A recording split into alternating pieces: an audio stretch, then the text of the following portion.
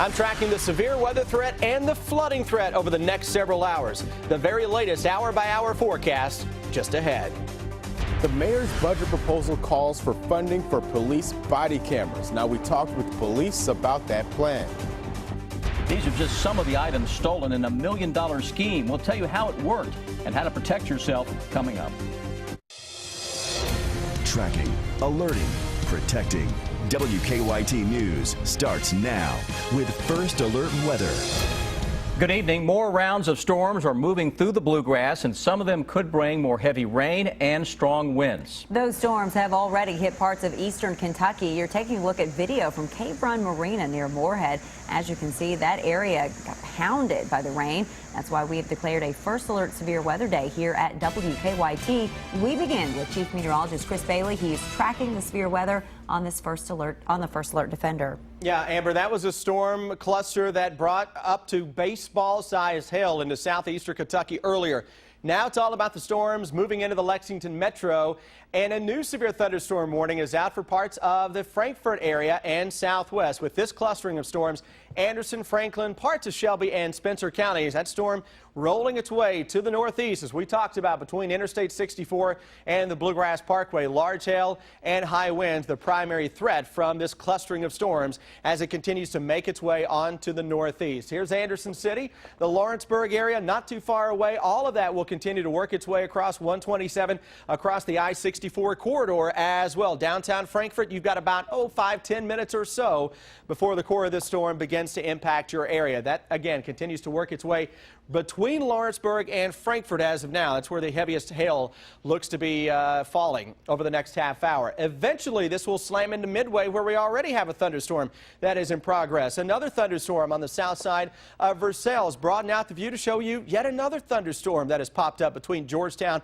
and Cynthiana. But all of these showers and storms that we're seeing on Defender are trying to come together to form a nice complex of thunderstorms out here. With all of the storms that are going up, you have the damaging wind threat, the large hail threat, a ton of lightning with those, and also the flooding rains. It's not going to take very much at all to cause some renewed high water issues as those storms continue to work their way on into town. Hit the fast forward button, show you the hour-by-hour radar forecast. First cluster of storms moves through, then by late this evening, it's another clustering of showers and storms we will be tracking. Moral of the story, guys, another very active weather evening is taking shape with severe thunderstorms and flooding rains a possibility. Chris, thank you. Last night's storms brought 2 tornadoes to the bluegrass. The tornadoes touched down in Madison County near a mobile home. One was an EF0, the other an EF1. The National Weather Service visited the site today to survey the damage. These are the first tornadoes confirmed in Kentucky since October. Police are still searching for 2 inmates who walked away from a Lexington prison. Administrators at Blackburn Correctional Facility say Kelly Conway and James Dennis were reported missing at 9:30 last night. Conway was serving time for robbery. Dennis was in prison for making meth. Victor Puente talked to people living near the prison who say they are concerned for their safety. He has our top story at 5:30.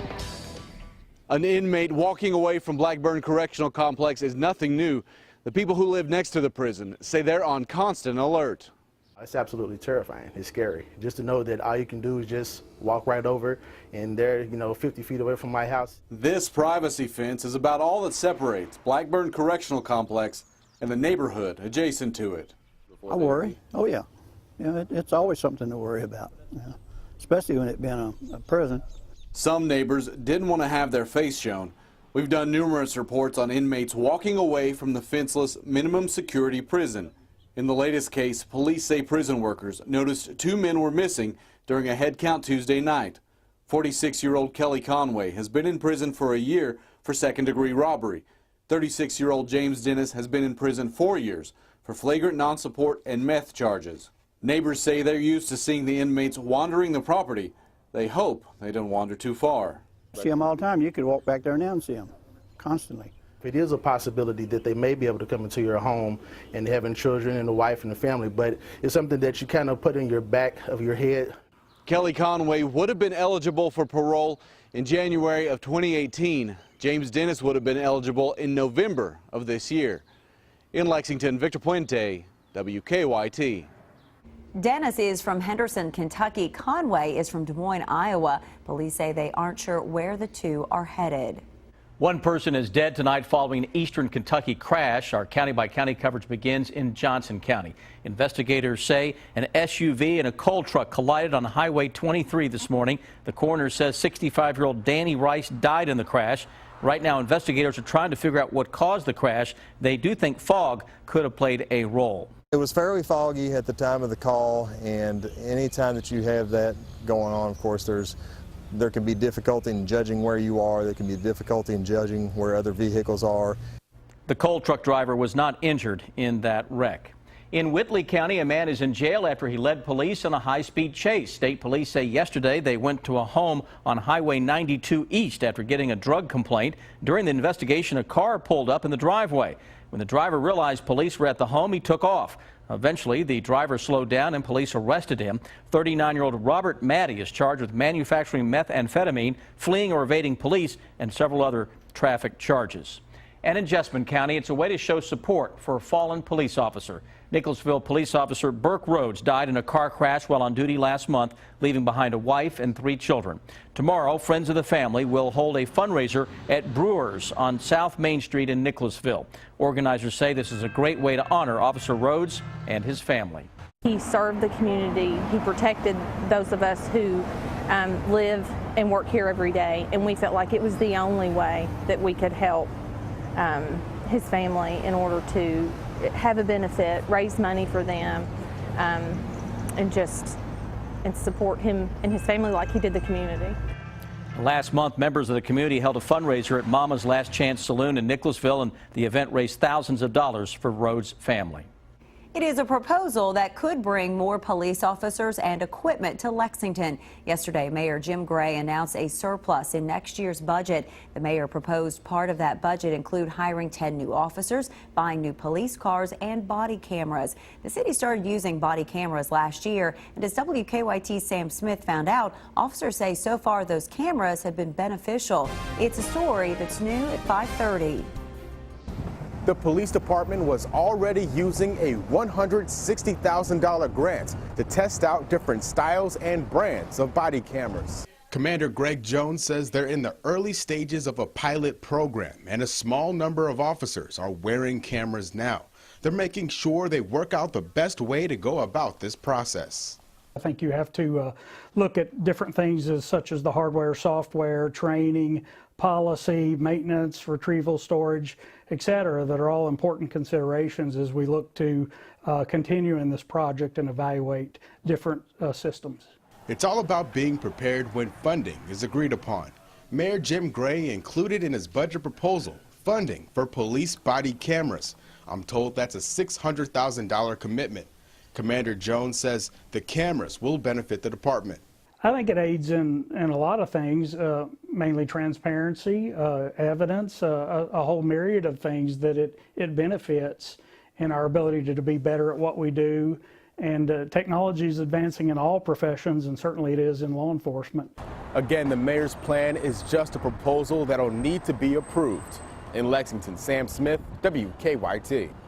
Right now, only some officers have body cameras. No word yet on when all officers will receive them.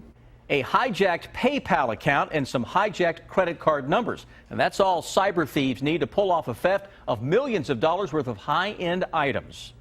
Piles of hunting gear, closets full of designer handbags, iPhones, laptops, and television sets.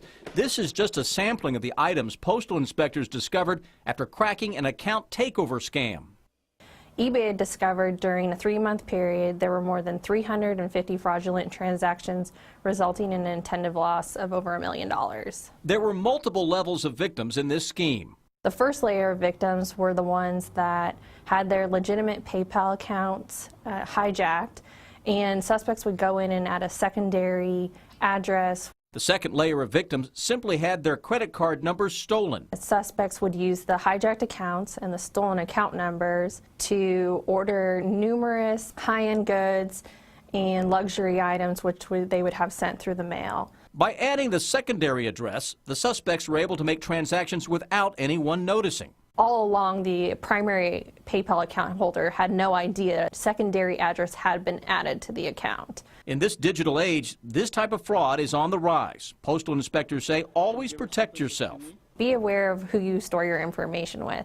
In this case, suspects weren't after your social security number or date of birth. Suspects were after your user profile name and shipping address. The 3 Vietnamese nationals arrested in this case received sentences ranging from 4 years probation to 7 years in federal prison. After serving those sentences, they could be sent back to Vietnam. It is hard to believe, but Election Day is right around the corner. Coming up, how Lexington city leaders are preparing for the May primary. I'm Bill Bryant. Rand Paul is in the nation's first presidential primary state, and the first attack ad starts running in the Kentucky governor's race. The bottom line is coming up. A manhunt underway in central Kentucky tonight. Coming up at 6, more on the search for a man police say is dangerous.